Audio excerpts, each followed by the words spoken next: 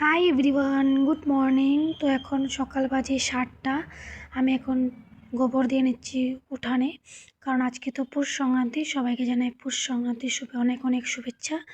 তো লেপা পোছা তো করতেই লাগবে। এখানে আজকে বড় যেটা কাজ সেটাও করে নিলাম, উঠোনে গোবর দিয়ে নিলাম, তারপর ঘর দুটো ক্লিন করে নিলাম। চাটা খেয়ে বরকে দোকানে পাঠিয়ে এখন মুছবো ঘর।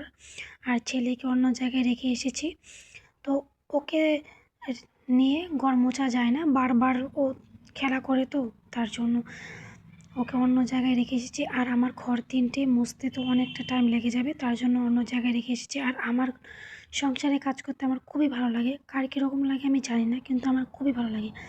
আমার সংসারে কাজ আমি নিজে হাতে করি আর একদম পরিপাট করে রাখতে চাই। আর আমি এখানে কাপড় জামা ধুয়ে ছেলেকে খাইয়ে ঘুম পাড়িয়ে দিয়ে রান্না করে নিলাম। তো এখানে ছিল ডিমের ঝোল আর বেগুন ভাজা। সন্ধেবেলা একটা বার্থডে নিমন্ত্রণ আছে, ওখানে যাব।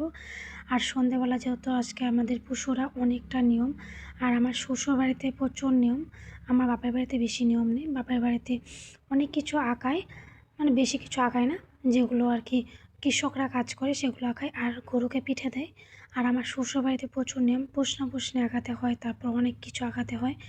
তারপর ভোর 4টে থেকে উঠে স্নান করে পুজো দিতে হয় আমার। তারপর সন্ধ্যাবেলা পুজো দিতে হয়। সন্ধ্যাবেলা পুজো দিয়ে ভোর 4টে পুজো দিয়ে এখন বাজে সকাল 7টা। এখন আমি ভিডিও করছি। তো কার কীরকম নিয়ম আমি জানি না, কিন্তু আমাদের এগুলোর নিয়ম। তো তোমাদের কার কীরকম নিয়ম অবশ্যই কমেন্টে জানিও।